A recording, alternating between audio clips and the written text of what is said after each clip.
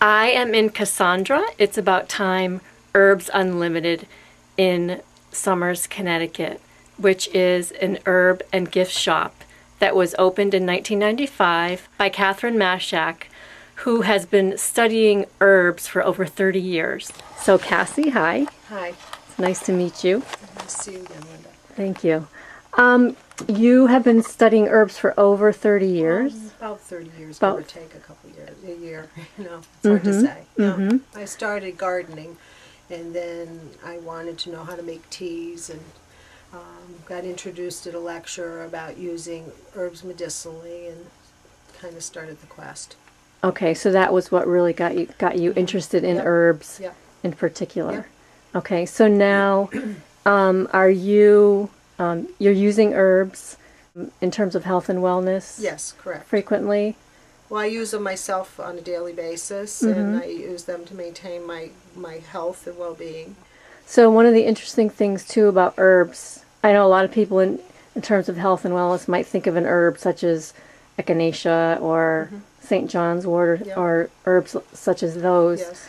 But in terms of, herbs, more traditional herbs that we're using for cuisine, for Yes. cooking, such as basil or parsley or oregano, I mean, besides adding flavor and aroma to a dish, they're incredibly nutritious. Yes, They they are. offer a lot of Yes. health benefits. Yes, and a lot of the spices from India, which is in India they have the Ayurvedic herbal system. They use things like cumin and coriander for medicinal purposes. Turmeric is another one's used.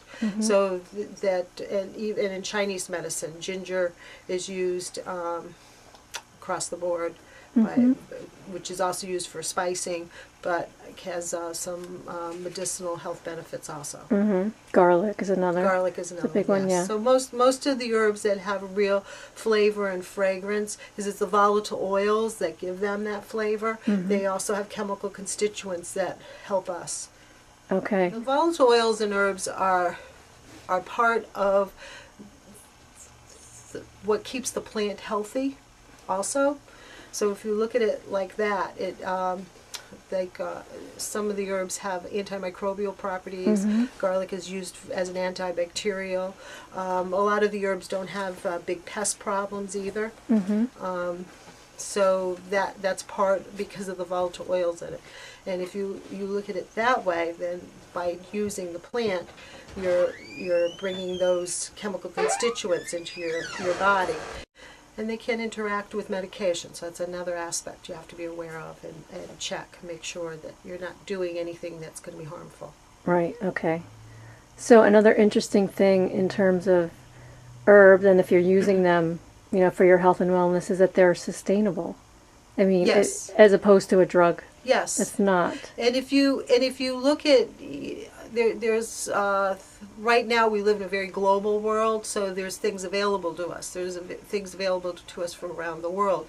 I mean, we're discovering like the Belizean rainforest has their herbal remedies. The Brazilian rainforest, they have herbal remedies from there, and there are things available to us that 20 years ago you never saw. But there is a school of thought that you have herbs right in plants in your own environment.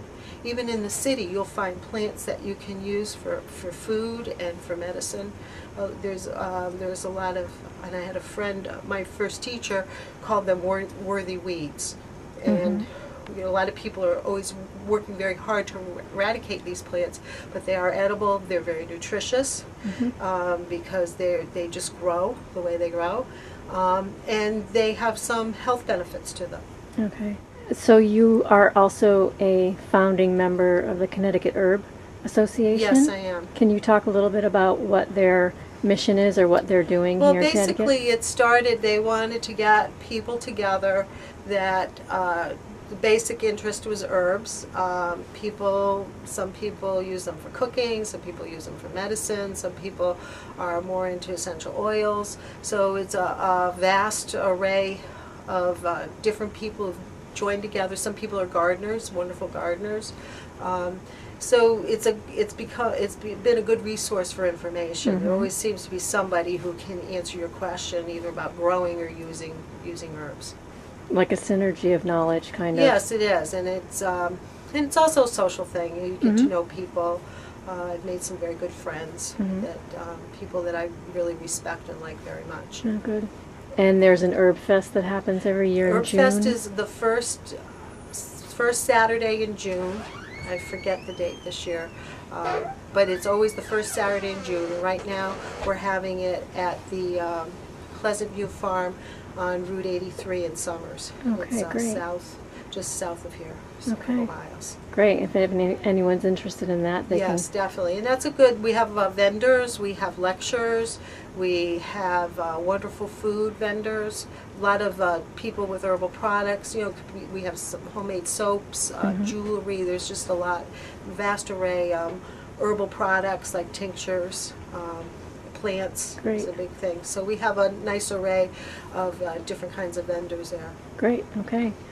So just switching gears a little, I thought it would be great if you could take us through your shop, because you've got some really great things in here, some unique items that I think would make great gifts as well, and lots of things in bulk. So maybe you can. One thing, well, actually, the bulk herbs, we haven't counted the jars, but I think there's over 200 jars. And I have, cumin I have in whole seed and powder. So I have it in different forms too, depending on how to use it.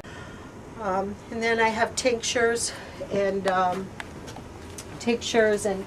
capsules. And the majority of my capsules are Nature's Way, but there's a couple other products I have. And I carry homeopathic and essential oils and anything you need to make herbal products, clays, beeswax, cocoa butter, things like that. Okay. Can we take a look out in your front room? That'd be fine. It's pretty spectacular out there. Okay.